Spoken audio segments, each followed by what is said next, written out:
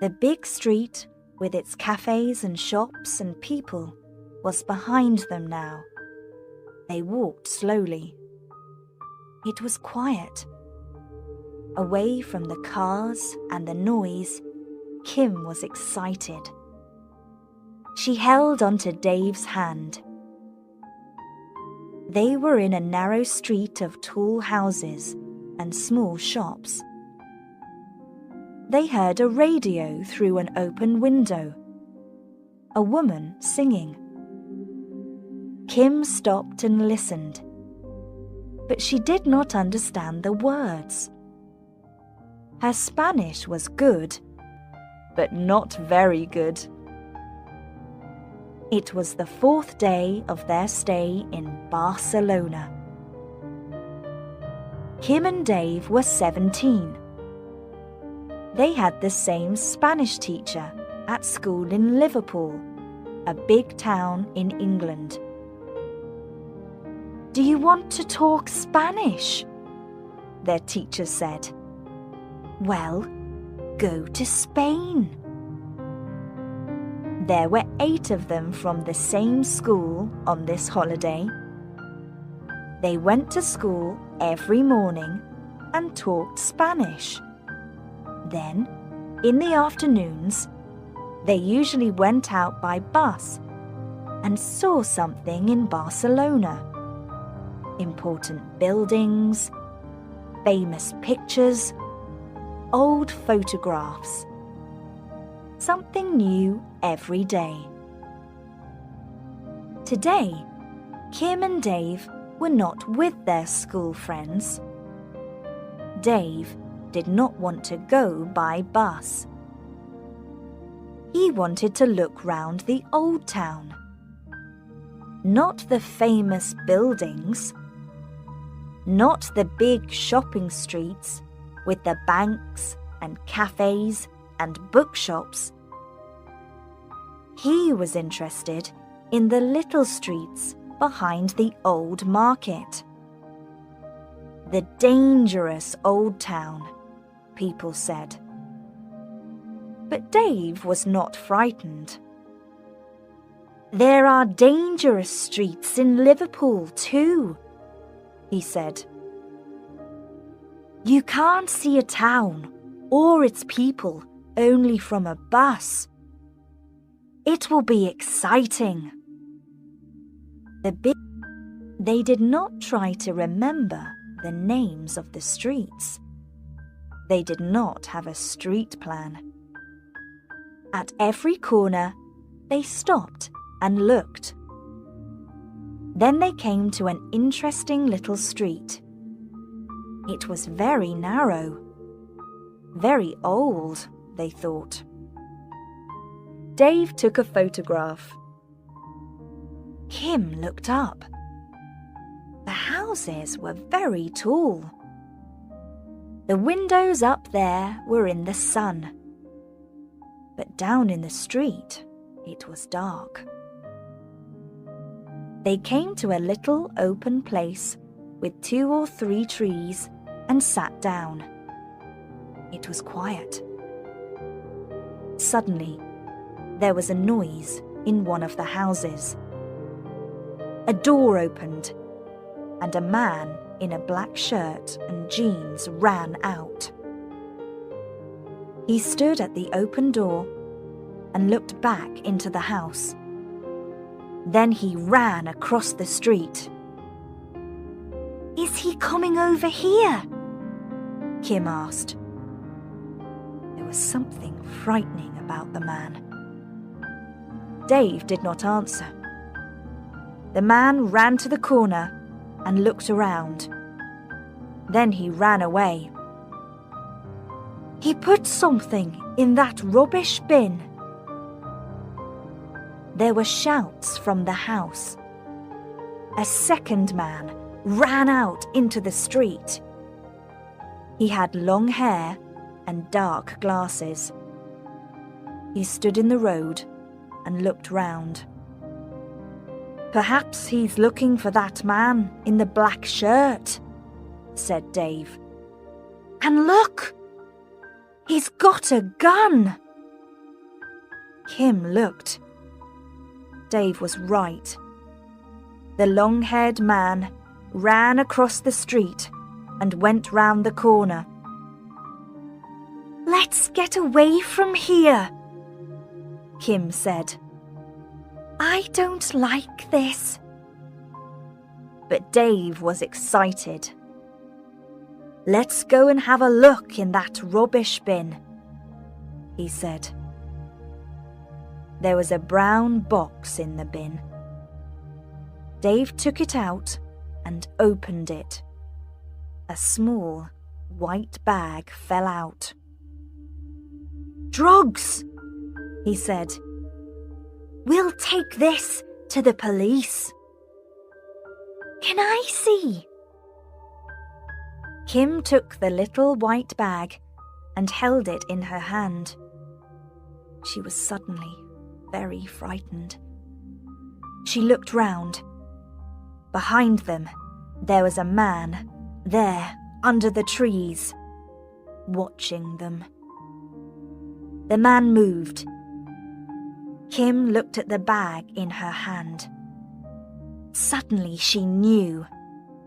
"Dave, that man, he's back!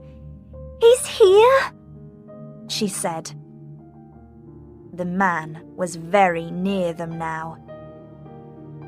He was not very tall, with a thin, white face and dark, dangerous eyes. "Give it to me," he said in Spanish. His frightening eyes moved quickly from Kim to Dave and back to Kim. "You've got it. I saw you. Now, give it back." Kim opened her mouth, but the words did not come out. "Oh, Dave," she thought. "Do something." But Dave did not move. Then she saw the knife in the man's hand. She started to run. She ran into a small street on the left. She ran down 2 or 3 narrow streets, but she did not see any people. She heard him behind her. "I'll soon find some people. Then he won't catch me." "Quick," she thought. "I can't stop." But all the streets were the same. Where was she now? Suddenly, she came round a corner, and her legs went cold. The street did not go through. It stopped. There were some cars and a big old building. An old cinema, perhaps. But there was no road through. Kim looked back. The man stood at the corner and waited. He started to walk slowly down the street. Kim looked round. There was a door in the building. She ran to it. It opened. She went in and shut the door behind her. "He won't come after me in here." Noise. People. Women. Talking, shouting, moving their arms. The market. She was in the market in the old town, near the big shopping street. That door was a back door to the market, and the big street was very near. She started to walk through the market. She was in a slow-moving river of people with heavy shopping bags. She moved with the river. Every time one person stopped and looked at some fruit or fish, all of them stopped. Kim wanted to go quickly, but it was not easy. All these women with bags of food for the family. Then, in the sea of faces, Kim saw those same dark eyes again, watching her. He was here, in the market. Kim started to run. There were shopping bags under her feet. She fell and got up again. People shouted at her. One woman tried to catch hold of her, but Kim did not stop. Then she looked back. The man was not behind her now. Perhaps she was wrong. Those eyes. Perhaps it was not the same man. She saw the big street now.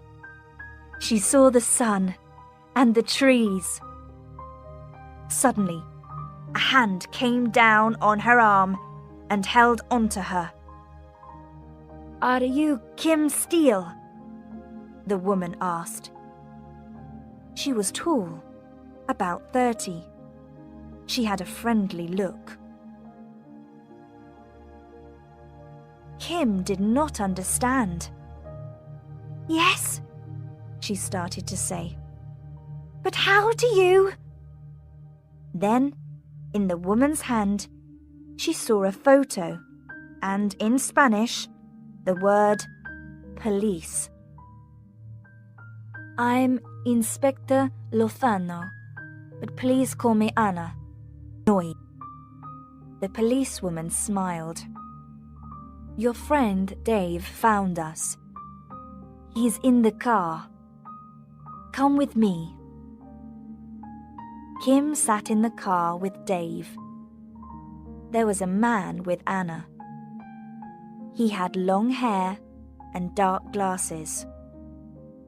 Now Kim understood. He was a policeman too. She gave Anna the little white bag and asked about the man with the knife. "He sells drugs. Is that it?" "That's right," Anna said. She looked at the long-haired man. "Nacho here nearly caught him in his house. You saw that. Vidal, that's his name, was lucky. He got away. But we want him, and you can do something for us." Nacho smiled. Yes," Kim said slowly. "But—" "Vidal knows you now, Kim, and he wants his drugs. Listen, this is my plan. You go back to that place near Vidal's house. Vidal will be there, and he'll see you. We'll be there too, but Vidal won't see us. He'll think she's looking for her friend." "I can't do it." "Don't be frightened. Vidal won't get near you. We'll stop him. But he'll try. And then we'll catch him." "What do you think, Dave? Say something." "Well, Anna and Nacho will be near, and they know all about these things." "But this Vidal man has got a knife. Perhaps he'll kill me." "Well, yes, but I'll be there too, you know." "You do it then." "Ah, but Vidal doesn't know me." Kim said yes, and Nacho talked on the car radio. Then they drove round behind the market. Kim got out and shut the car door. She walked to the corner. Then she looked back. Anna smiled at her. Dave's face was very white. Kim was frightened. These things were exciting in the cinema, but this was not a game. Anna and Nacho were there. She knew that. But this Vidal was clever. Perhaps he knew about their little plan. And he was dangerous. She was back in the same street now. There was the house. The door was shut. And there was the rubbish bin. 2 or 3 people came down the street. Kim walked slowly across the road. She looked round, then up at the windows of the houses. She waited. He's here. He's watching me. I can feel it. Then she saw him. The black shirt, the thin face, those eyes. It was Vidal. He was very near her. Kim looked across the street. She was ready to run. Then she heard Vidal. He said something. The same thing, again and again. What's he saying? Kim thought. Is he talking to me? She looked at him. He did not move. Only his mouth moved. This time, she understood the words.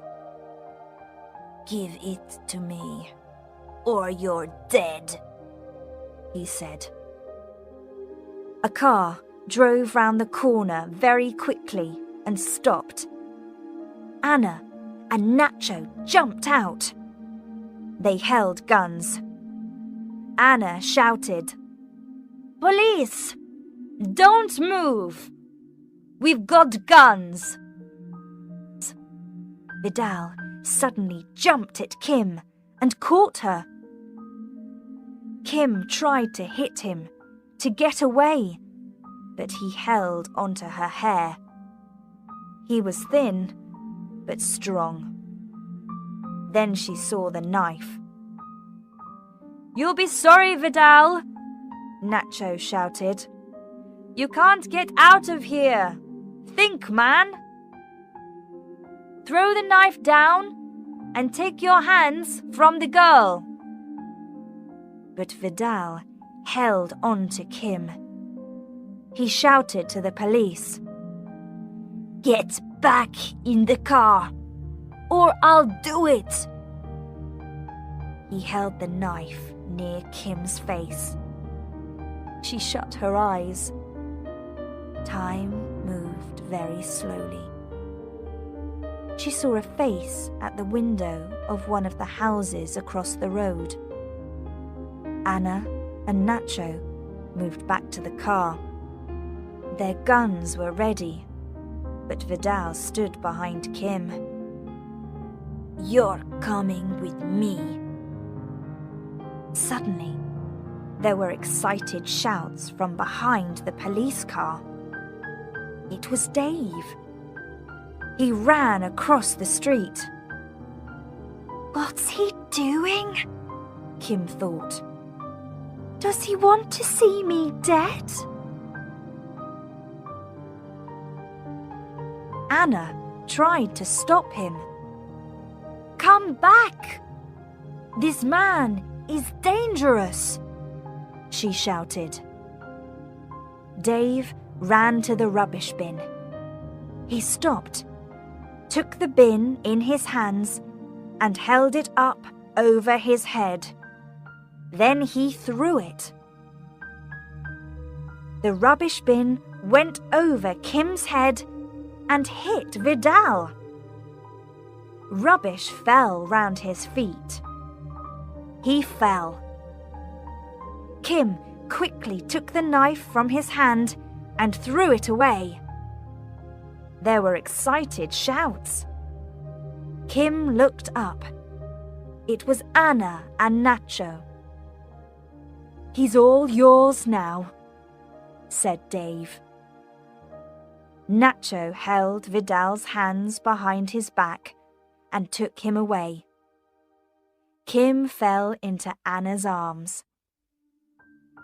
Later, they drove back to the hotel in a police car. Kim looked at Dave. "Don't say it. I know. It was dangerous.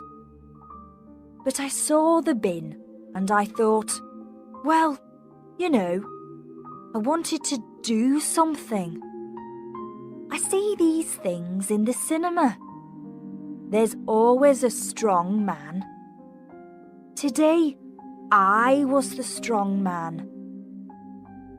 "Yes, and I was nearly the dead girlfriend.